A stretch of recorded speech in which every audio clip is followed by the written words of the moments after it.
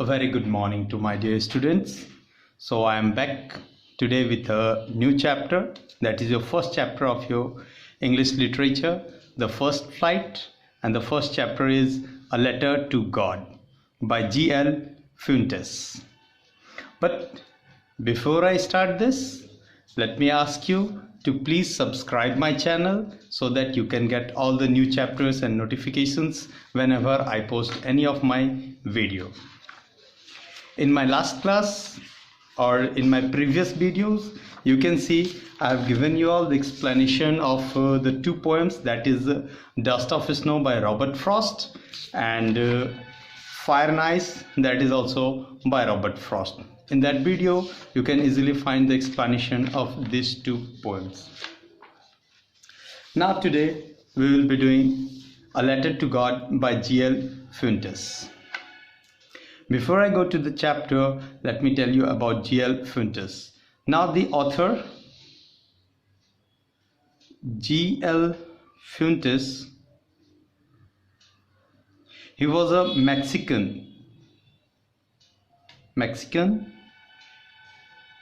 He used to live in Mexico, and that's why in this chapter we have seen that the term used for currency is pesos.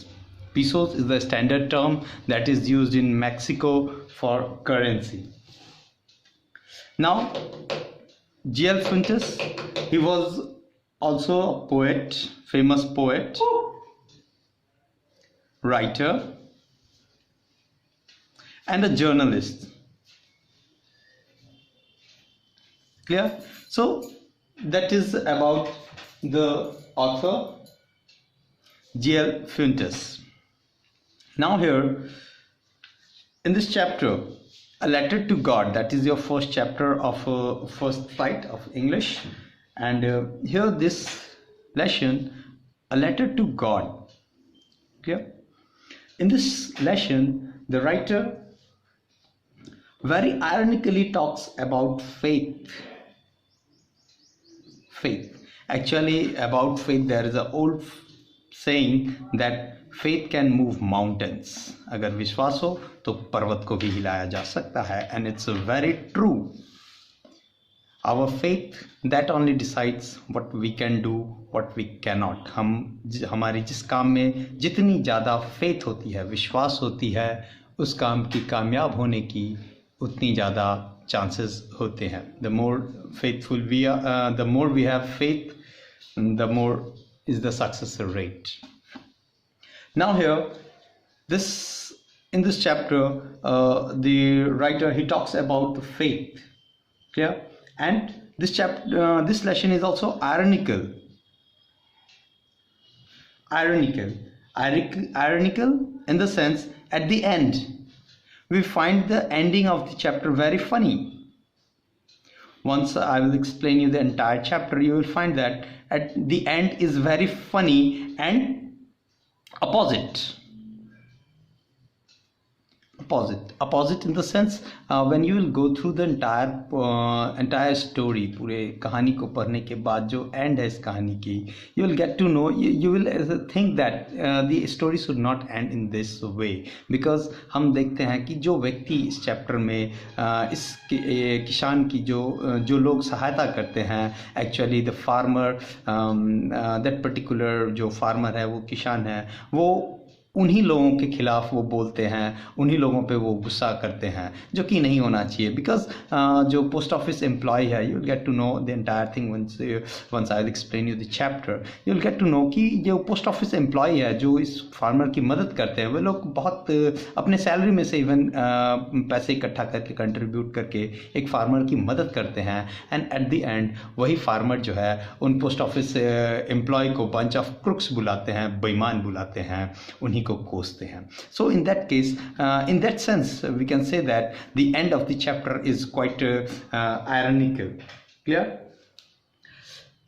The title, as for talking about the title, A Letter to God. Letter to God. Now, this title also appears to be very strange, because here the writer is talking about the letter that is written to God. Now God का तो कोई particular address नहीं होता है, and if you ask somebody that I am going to write a letter to God और I have received a letter from God, he or she will laugh at you or at anybody, because about God, we all know that God exists, but we have never thought of writing a letter to God or sharing our problems through letter. clear? हम सब मानते हैं, ठीक है, हम मानते हैं, इस बात पे विश्वास करते हैं कि गॉड एग्जिस्ट करते हैं, लेकिन वी हैवंट और we never start corresponding with God through letter, because God का तो कोई एड्रेस ही नहीं है. हम अगर लेटर लिखेंगे तो letter requires a address, letter has to be given a particular address so that वो सही जगह पे जा सके, और गॉड का कोई एड्रेस नहीं होता. And here the writer Fuentes he talks about, he says that a farmer, he mentions about a farmer. We will find a farmer here in this chapter. That farmer, he writes a letter to the God. So in that sense, the title appears to be very strange. Now come to the chapter. Clear? So here is in the starting they have given some activities. Here also you will find the money order. Nowadays it is very rarely used, or better to say it is not used at all. We used to send money from one place to another via different method. There are a number of applications like Google Pay and VMAP and all. There are many other applications. Nobody uses this primitive way. This was actually the primitive way of sending money from one place to another. So that is all given here. Now your chapter starts from here. Clear? So let's see. The house, the only one in the entire valley. So the author here, he talks about a house. Clear? There was a valley, and on that valley there was a house, a small house. Clear? There was a house. Clear? That is written here. The house, the only one in the entire valley, means in the entire valley there was a single house set on a crest of a low hill. Low hill means there was a low hill, small in height, there was a hill, and crest means top.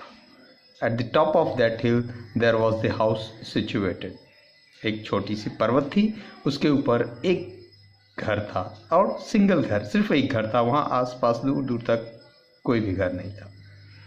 From this height one could see the river, the field of ripe corn dotted with the flowers that always promised a good harvest. Now इस ऊंचाई से, इस height से यहाँ से जो view था बड़ा ही पैनोरामिक व्यू था, मीन्स वाइड एंगल व्यू था, और इस ऊंचाई से आदमी जो है यहाँ की नदियाँ, रिवर, फील्ड्स और खेत सबको भी ये लोग यहाँ से आसानी से देखा जा सकता था. इस खेत में फसल, बहुत ही अच्छे फसल उगे हुए थे. एंड राइप कॉर्न, राइप मतलब पके हुए फसल थे, कॉर्न मीन्स फसल, ठीक है, पके हुए फसल थे. डॉटेड विथ फ्लावर्स, और पूरे फूल से भरे हुए थे. और इसको देखने के बाद कोई भी आसानी से कह सकता कि इस बार की फसल या ये फसल बहुत अच्छी होगी, उपज बहुत अच्छा होगा. Clear? That is written by the writer. Clear? with flowers that always promised a good harvest. Harvest कहते हैं उपज को, यानी कि जो देखने से ही फसल की स्थिति देखने के बाद ही कोई भी कह सकता है कि बहुत ही अच्छी खेती होगी इस बार. The only one thing the earth needed was a downpour or at least a shower. सिर्फ एक चीज़ की ज़रूरत थी. अगर इसमें फसल बहुत अच्छा हुआ था, अगर सिर्फ थोड़ी सी वर्षा हो जाती, थोड़ी सी पानी अगर फसल को मिल जाती, तो और भी बहुत ही अच्छा होता. देखिए क्या लिखा है. The only thing the earth needed, सिर्फ एक चीज़ की ज़रूरत थी, और वो था अ डाउनपोर और एटलीस्ट ए सावर. सावर कहते हैं हल्की हल्की जो बारिश होती है उसको सावर कहते हैं. तो हल्की सी बारिश की ज़रूरत थी. Through out the morning Lencho, who knew his fields intimately, had done nothing else but see the sky towards northeast. Now Lencho, अब आते हैं हम लोग मेन कैरेक्टर इस पे, लेंचो। क्लियर? लेंचो, ये जो घर था ये लेंचो का ही घर है। Lencho, clear? ये जो घर है ये लेंचो का घर है, and Lencho he is a farmer. Clear? Now ये खेत सब इसी लेंचो का है, और लेंचो जो कि बहुत दिन से ही वॉज वेरी एक्सपीरियंस्ड, बहुत दिनों से वो खेती कर रहा था और उसे पूरा अनुभव था, पूरा एक्सपीरियंस था कि उसके खेत को क्या चाहिए, क्या करने से अच्छी उपज होगी, किस मौसम में क्या किया जाए। That means he was a experienced farmer. Clear? अब यहाँ देखिए राइटर क्या लिखते हैं, through out the morning Lencho who knew his field intimately मतलब बहुत अच्छी तरह से। नाउ एक दिन सुबह से लेके लेंचो जो कि अपने खेत को बहुत अच्छी तरह से जानता था, उसको पता था कि कब उसके खेत में क्या ज़रूरत है, क्या चाहिए उसके खेत को, ही न्यू। क्लियर? सुबह से उसने कुछ नहीं किया, had done nothing else but see the sky towards north east, और उन्होंने सुबह से उस दिन कुछ नहीं किया, बस बैठ के और ऊपर आसमान की तरफ देख रहे थे। क्लियर? आसमान की तरफ लेंचो जो है उस दिन सुबह से देख रहा है, और आसमान की तरफ कौन से डायरेक्शन में देख रहे थे? नॉर्थ ईस्ट, यानी इस डायरेक्शन में वो आसमान की तरफ देख रहा था। क्यों देख रहा था? Let's see. Now we are really going to get some water women. Now Lencho जो है वो अपनी वाइफ से, women here represents Lencho's wife, women Lencho जो है वो अपनी वाइफ से कहता है कि लगता है अब हमें बारिश मिल जाएगी। Now Lencho new his field very closely and he new कि उसके फसल को, उसके खेत को पानी की ज़रूरत है, और since Lencho is an experienced farmer, just by looking at the sky he could easily predict that there is going to be it is going to rain. Clear? And that is why he disclosed his feelings to his wife, saying that now we are really going to get some water, अब हमें पानी मिल जाएगी. The woman who was preparing supper replied, yes, God willing. Now उसकी wife ने कहा yes, जैसी भगवान की मर्जी. The older boys were working in the field while the smaller ones were playing near the house until women called to them all. Now बड़े लड़के जो थे, बड़े लड़के खेत में काम कर रहे थे, the bigger sons, और जो छोटे बच्चे थे they were playing near the house, घर के आसपास खेल रहे थे. वो तब तक खेलते रहे जब तक कि उनकी माँ ने, यानी लेंचोस की वाइफ ने उन्हें अंदर नहीं बुला लिया. Come for dinner. क्लियर? सपर कहते हैं रात के भोजन को, और शाम को बना रहे थे और उनकी माँ ने उनको बुलाया डिनर के लिए. It was during the meal that just as Lencho had predicted big drops of rain began to fall. Now जैसे ही ये पूरा फैमिली जो है जैसे ही पूरा फैमिली बैठ के मील कर रहा था, भोजन कर रहा था, जैसा कि लेंचो ने प्रेडिक्ट किया था. क्या प्रेडिक्ट किया था? कि वर्षा होगी. जैसे ही ये लोग बैठ के भोजन कर रहे थे तभी big drops of rain began to fall, वर्षा की बड़े बड़े बूंदें गिरने लगी. In the north east huge mountains of clouds could be seen approaching. और नॉर्थ ईस्ट डायरेक्शन में बड़े बड़े घने बादल कोई भी देख के नॉर्थ ईस्ट की तरफ देख के, north east is a direction, north east direction, इस तरफ देख के ऊपर आसमान में कोई भी देख रहे थे, एकदम काले बादल हैं, घने बादल पूरे लगे हुए थे. The air was fresh and sweet. Clear? वर्षा होता है तो आप देखते हो हवा एकदम फ्रेश हो जाती है, डस्ट पार्टिकल सारे ख़त्म हो जाते हैं और एक अच्छी सी खुशबू आती है. उसी को यहाँ पे राइटर ने डिस्क्राइब किया. The air was fresh and sweet. The man went out for no other reason than to have the pleasure of feeling the rain on the body. And when he returned, he exclaimed, "These aren't raindrops falling from the sky. They are new coins. The big drops are 10-cent pieces and the little ones are 5s." Now, अब यहाँ पे हम लोग देखते हैं writer क्या लिखते हैं. The man went out. Now जैसे ही ये लोग खाने पे बैठते वर्षा होने लगी, और जब इनको पता था कि इन्हें बारिश चाहिए, अगर वर्षा हो जाए तो फसल बहुत ही अच्छी होने वाली है. एंड इसीलिए जैसे ही वर्षा होने लगी, ये जो जितने भी आदमी हैं, ये लोग जो मेल मेंबर्स थे फैमिली के, ये लोग अपने खुशी पे कंट्रोल नहीं रख पाए और खुशी के मारे ये लोग बाहर आ गए वर्षा में. क्यों? Just they wanted to feel the rain on their body. Clear? The man went out for no other reason than to have pleasure of feeling the rain on his body, मस्ती करना। एक्चुअली विलेज पीपल्स होते ही ऐसे हैं, वो हर चीज़ का मज़ा लेते हैं, इवन बारिश का भी मज़ा लेते हैं। क्लियर? और उसी का मज़ा लेने के लिए ये लोग सब बाहर आ गए, male members. And when he return he exclaim these aren't rain drops. और जब ये लोग बारिश में भीग के नहा के जब वापस आए अपने घर को, तो उन्होंने कहा these aren't rain drops. Now उनकी एक्साइटमेंट देखिए, उनकी फीलिंग्स देखिए, उनकी खुशी देखिए। वर्षा जब सही समय पे हो गए तो कितने खुश हो गए कि वो कहते हैं कि ये रेन ड्रॉप्स नहीं है, ये न्यू सिल्वर कॉइन्स हैं। मीन्स अब how the rain drops are going to be silver coin for these farmers, because सही वक्त पे अगर सही मात्रा में बारिश हो गए तो अच्छे फसल आएंगे। एंड अच्छे फसल मीन्स गुड इनकम, अच्छे पैसे आएंगे। सो अच्छे बारिश अच्छी होगी, अच्छे फसल होंगे, अच्छी उपज होगी। That's why they compare rain drops with new silver coins. Clear? They aren't rain drops falling, they are silver coins. और कैसे कंपेयर करते हैं? वो कहते हैं जो बड़े ड्रॉप्स हैं, बड़े बूंद, वो 10 सेंट्स पीसेस हैं, यानी एक बूंद 10 सेंट्स हैं। Cents here is again unit of currency, पैसे को कहते हैं। एंड जो छोटे बूंद है वो 5 सेंट्स है। क्लियर? कितने खुश थे, कितने एक्साइटेड थे कि वर्षा हो गई है, सही समय पे हुई है और बहुत ही अच्छा फसल इस बार उनकी होगी।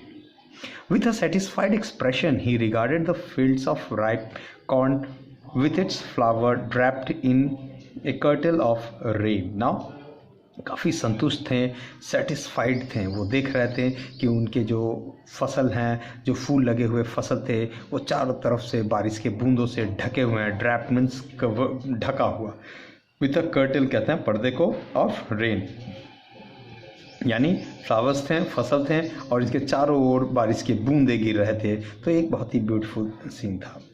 बट सडनली, नाउ अचानक क्या हुआ? But suddenly a strong wind began to blow and along with the rain very large hailstones began to fall. लेकिन अचानक there was a turn, बारिश जो है वो तूफान में बदल गई, तेज हवाएं चलने लगी। strong winds began to blow. Clear? और सिर्फ इतना ही नहीं, हवा के साथ पत्थर भी गिरने लगे। large hailstones, बड़े बड़े पत्थर गिरने लगे, began to fall from sky. और हम जानते हैं कि hailstones जो होते हैं वो किसी भी फसल के लिए लाभदायक नहीं होते। These truly didn't resemble new silver coins. The boy, exposing themselves to the rain, ran out to collect the frozen pearls. Now, Lencho ये समझ गया कि अब जो है लगता है सिचुएशन बिगड़ गई है। इसीलिए राइटर यहाँ पे कहते हैं These truly didn't resemble new silver coins. यहाँ तो सिल्वर कॉइन था रेन ड्रॉप्स, लेकिन जब वो रेन ड्रॉप जो है हेल स्टॉर्म में बदल गया और हेल स्टोन्स गिरने लगे, तो समझ गया कि अब ये सिल्वर कॉइन्स नहीं है। द बॉयज़, और जो छोटे बच्चे थे, ये दौड़ते हुए बाहर निकले और क्या चीज़ कलेक्ट करने के लिए? Frozen pearls. यहाँ फ्रोज़न पर्ल्स कहते हैं वही हेल स्टोन्स को, हेल स्टोन्स, बर्फ़ को, ठीक है, जो आसमान से गिर रहे थे। छोटे बच्चे, जैसा कि हम जानते हैं हर जगह का यही ट्रेडिशन है कि जब आसमान से वो बर्फ़ गिरते हैं या पत्थर जिसको हम लोग कहते हैं वो गिरते हैं, तो छोटे बच्चे जो होते हैं, इवन कभी कभी तो ऐसा भी आप लोगों ने देखा हो कि बड़े लोग भी बाहर निकल जाते हैं बारिश में उसे कलेक्ट करने के लिए, उसे कलेक्ट करते हैं। It is really getting bad now, exclaimed the man. यहाँ मैन लेंचो के लिए है। नाउ लेंचो ने कहा कि लेंचो समझता था, he was very experienced farmer and he new कि क्या उसके फसल के लिए अच्छा है, क्या उसके फसल के लिए ख़राब है। जब बारिश नॉर्मल थी तो उसने कहा कि ये सिल्वर कॉइन्स है, लेकिन अब जब उसने देखा कि फ्रोजन पर्ल्स गिर रहे हैं, आसमान से हेल स्टोन्स गिर रहे हैं, तो उसने कहा कि अब लगता है सिचुएशन बैड हो रहा है। It is really getting bad now, उसने कहा अब सिचुएशन बैड हो रहा है। I hope it pass quickly, और वो सिर्फ भगवान से यही उम्मीद करता है, प्रे करता है कि ये जल्द से जल्द ख़त्म हो जाए, हेल स्टोन ख़त्म हो जाए। लेकिन ऐसा हुआ नहीं। It didn't pass quickly. For an hour the hail rained on the house, the garden, the hillside, cornfield and the whole of valley. वर्षा जल्दी ख़त्म नहीं हुई और लगभग 1 घंटे के लिए पूरे वैली में, पूरे घाटी में, उसके घर के ऊपर, उसके खेत में, बेटर टू से पूरे वैली में, कहते हैं ऑन द होल वैली, पूरे वैली में लगभग 1 घंटे तक जोरदार बारिश हुई, बर्फ़ गिरे। The field was white as if covered with salt, और नतीजा ये हुआ उसका पूरा जो फील्ड था वो बर्फ़ से भर गया, सारे फसल बर्बाद हो गए हैं और इतने ज़्यादा बर्फ़ गिरे कि पूरा फील्ड जो है उसके वाइट नज़र आ रहा था, ऐसा जैसे मानो कि नमक से भर दिया गया। नमक is salt is also white and that is why that is it has been compared here. The field was white as if covered with salt. The field was white as it not a leaf remain on the tree, the corn was totally destroyed. फसल उनका पूरी तरह से बर्बाद हो चुका था, फसल और पेड़ जो थे, फसल जो थे, उस पर एक भी पत्ते नहीं बचे, बर्फ ने सबको बर्बाद कर दिया। The flowers were gone from the plant, Lencho's soul was filled with sadness when the storm had passed. Storm तो गुजर गई 1 घंटे के बाद, लेकिन 1 घंटे के बाद Lencho when he has seen his field and he was filled with sadness. Field को देख के किसान है एंड यू नो फार्मर्स तो अपने फसल को ही देख के खुश होते हैं और अपने फसल को ही देख के सैड होते हैं। क्लियर? फार्मर के लिए उनका फसल ही सब कुछ है। तो जब इस किसान ने अपनी फसल, अपनी मेहनत को देखा कि वो पूरी तरह से बर्बाद हो चुका था, तो he became very sad. Clear? Lencho's soul was filled with sadness. When the storm had passed, he stood in the middle of the field and said to his son, "A plague of locusts would